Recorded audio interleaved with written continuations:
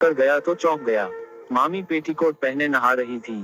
बाबू, तुम इस बार दरभंगा आओगे तो हम तुम्हें आलू वड़ा खिलाएंगे। छोटी मामी की यह बात दीपक के दिल को छू गई। पटना से बीएससी की पढ़ाई पूरी होते ही दीपक की पोस्टिंग भारतीय स्टेट बैंक की सरकारी ब्रांच में कर दी गई। माता पिता का लाडला और दो बहनों का इकलौता भाई दीपक पढ़ने में तेज था। जब माँ ने मामा के घर दरभंगा में रहने की बात की तो वह मान गया। इधर मामा के घर त्योहार का सा माहौल था। बड़े मामा की 3 बेटियां थीं, मझले मामा की 2 बेटियां, जबकि छोटे मामा के कोई औलाद नहीं थी। 18-19 साल की उम्र में दीपक बैंक में क्लर्क बन गया तो मामा की खुशी का ठिकाना नहीं रहा। वहीं दूसरी ओर दीपक की छोटी मामी, जिनकी शादी को महज 4-5 साल हुए थे, की गोद सूनी थी। छोटे मामा प्राइवेट नौकरी करते थे। वे सुबह नहा धोकर 8 बजे निकलते और शाम के 6-7 बजे तक लौटते। वे बड़ी मुश्किल से घर का खर्च चला पाते थे। ऐसी सूरत में जब दीपक की सकरी ब्रांच में नौकरी लगी तो सब खुशी से भर उठे।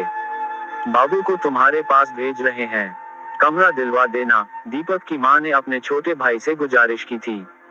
कमरे की क्या जरूरत है दीदी, मेरे घर में 2 कमरे हैं, वो यहीं रह लेगा। भाई के इस जवाब में बहन बोली, ठीक है, इसी बहाने दोनों वक्त घर का बना खाना खा लेगा और तुम्हारी निगरानी में भी रहेगा। दोनों भाई बहनों की बातें सुनकर दीपक खुश हो गया। माँ का दिया सामान और जरूरत की चीजें लेकर दोपहर 3 बजे का चला दीपक शाम 8 बजे तक मामा के यहाँ पहुँच गया। यहाँ से बस, टैक्सी, ट्रेन, सारी सुविधाएं हैं। मुश्किल से 1 घंटा लगता है। कल सुबह चलकर तुम्हारी ज्वाइनिंग करवा देंगे, छोटे मामा खुशी से चहकते हुए बोले। आपका काम, दीपक ने अटकते हुए पूछा। अरे, एक दिन छुट्टी कर लेते हैं, सकरी बाजार देख लेंगे, छोटे मामा दीपक की समस्या का समाधान करते हुए बोल उठे। 2-3 दिन में सब कुछ सामान्य हो गया। सुबह 8:30 बजे घर छोड़ता तो दीपक की मामी हल्का नाश्ता कराकर उसे टिफिन दे देती। वह शाम के 7 बजे तक लौट आता था। उस दिन रविवार था, दीपक की छुट्टी थी, पर मामा रोज की तरह काम पर गए हुए थे। सुबह का निकला दीपक दोपहर 11 बजे घर लौटा था। मामी खाना बना चुकी थी और दीपक के आने का इंतजार कर रही थी। आओ लाला, जल्दी खाना खा लो, फेरे बाद में लेना, मामी के कहने में भी मजाक था। बस अभी आया, कहता हुआ दीपक कपड़े बदल कर और हाथ पैर धोकर तौलिया तलाशने लगा। तुम्हारे सारे गंदे कपड़े धोकर सूखने के लिए डाल दिए हैं, मामी खाना परोसते हुए बोली। दीपक बैठा ही था कि उसकी मामी पर निगाह गई। वह चौंक गया। साड़ी और ब्लाउज में मामी का पूरा जिस्म झांक रहा था, खासकर दोनों उभार। मामी ने बजाय शर्माने के चोट कर दी। क्यों रे, क्या देख रहा है? देखना है तो ठीक से देखना। अब दीपक को अजीब सा महसूस होने लगा। तो उसने किसी तरह खाना खाया और बाहर निकल गया।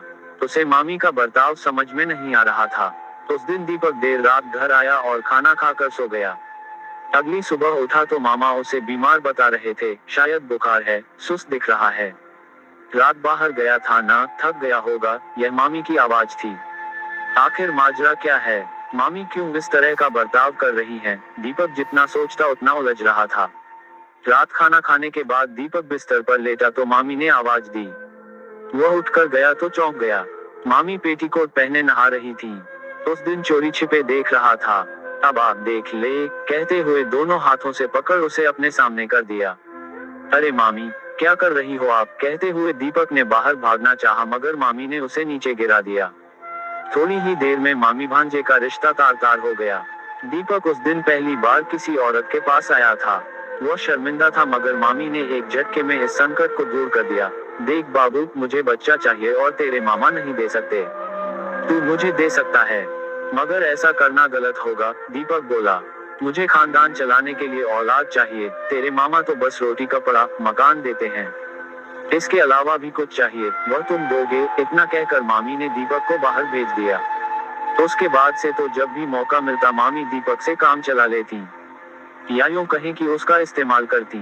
मामा चुप थे या जानबूझकर अनजान थे, कहा नहीं जा सकता, मगर हालात ने उन्हें एक बेटी का पिता बना दिया। इस दौरान दीपक ने अपना तबादला पटना के पास करा लिया। पटना में रहने पर घर से आना जाना होता था। छोटे मामा के यहाँ जाने में उसे नफरत सी हो रही थी। दूसरी ओर मामी एकदम सामान्य थी, पहले की तरह हंसमुख और बिंदास। एक दिन दीपक की माँ को मामी ने फोन किया। मामी ने जब दीपक के बारे में पूछा तो माँ ने झट से उसे फोन पकड़ा दिया। हाँ मामी प्रणाम, कैसी हो? दीपक ने पूछा तो वे बोली, मुझे भूल गए क्या लाला? छोटी ठीक है। दीपक ने पूछा तो मामी बोली, बिल्कुल ठीक है वह। अब की बार आओगे तो उसे भी देख लेना। अब की बार तुम्हें आलू वड़ा खिलाएंगे। तुम्हें खूब पसंद है ना? दीपक ने हाँ कहते हुए फोन काट दिया। इधर दीपक की माँ जब छोटी मामी का बखान कर रही थी तो वह मामी को याद कर रहा था जिन्होंने उसका आलू वड़ा की तरह इस्तेमाल किया और फिर कचरे की तरह कूड़ेदान में फेंक दिया। औरत का यह रूप उसे अंदर ही अंदर कचोट रहा था। मामी को बच्चा चाहिए था तो गोद ले सकती थी या सरोगेट, मगर इस तरह, इससे आगे वह सोच न सका। माँ चाय लेकर आई तो वह चाय पीने लगा, मगर उसका ध्यान मामी के घिनौने काम पर था। उसे चाय का स्वाद कसला लग रहा था। तो दोस्तों आशा करता हूँ कि यह कहानी आपको अच्छी लगी होगी। इस कहानी के बारे में आपका क्या कहना है नीचे कमेंट करके जरूर बताएं। वीडियो को लाइक कर दीजिए और चैनल को सब्सक्राइब करके घंटी को दबाकर ऑल पर सेट कर लीजिए ताकि आने वाली वीडियो आपको तुरंत मिले। आपका बहुमूल्य समय देने के लिए धन्यवाद।